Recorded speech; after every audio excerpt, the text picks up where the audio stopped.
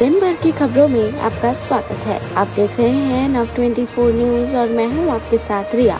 चलिए नजर डालते हैं आज की कुछ खास बड़ी खबरों पर। उत्तर प्रदेश विधानसभा का मॉनसून सत्र चल रहा है। अयोध्या में 12 साल की बच्ची से रेप के मामले में सपा नेता मोइन खान का नाम सामने आया है।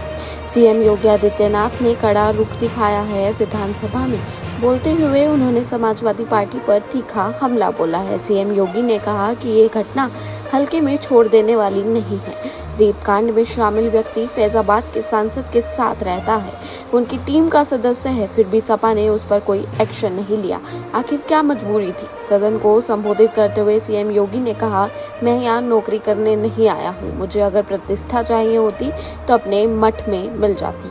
संसद में कांग्रेस के आरोपों का जवाब देते हुए रेल मंत्री अश्विनी वैष्णव ने कहा कि हम केवल रील बनाने वाले नहीं, काम करने वाले लोग हैं।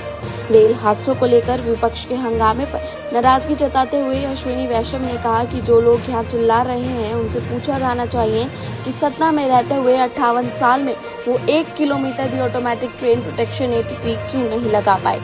संसद में बोलते समय विपक्षी सांसदों के हंगामे से रेल मंत्री नाराज हो गए। इस दौरान विपक्ष के सांसदों से भड़कते हुए बैठने को कहा। उन्होंने हंगामा करते हुए विपक्ष सांसदों से कहा, चुप बैठ जाइए, बैठिए, कुछ भी बोलते हैं। इसके बाद उन्होंने चेयर को संबोधित करते हुए कहा, ये क्या तरीका है, कुछ भी बीच में बोल देते हैं।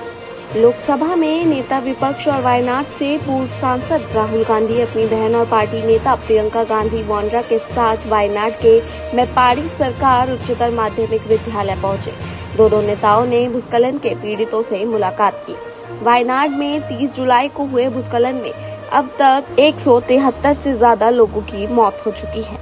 लल्लन टॉप के दिए गए इंटरव्यू में अवध ओझा ने अपनी चुप्पी तोड़ी और राजेंद्र नगर हादसे पर बात की।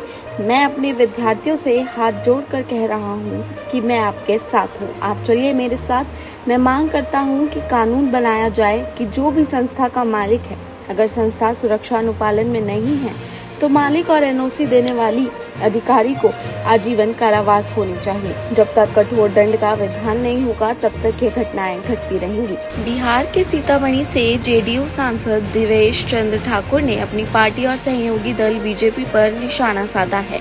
साथ ही आरजेडी सुप्रीमो लालू प्रसाद यादव की तारीफ भी की है। उन्होंने एक कार्यक्रम में कहा कि लोकसभा चुनाव में हमें हराने के लिए सभी पार्टियों ने जोर लगा दिया था। आरजेडी तो प्रतिद्वंदी थी, लेकिन हमें पता ही नहीं चला कि जेडीयू और बीजेपी हमारे आगे थी या पीछे।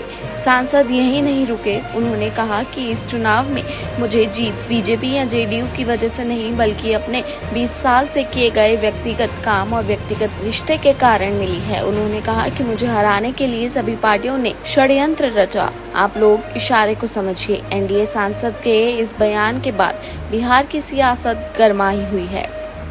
मथुरा के चर्चित श्री कृष्ण जन्मभूमि और शाही ईदगाह मामले में इलाहाबाद हाई कोर्ट ने एक अहम फैसला सुनाया है।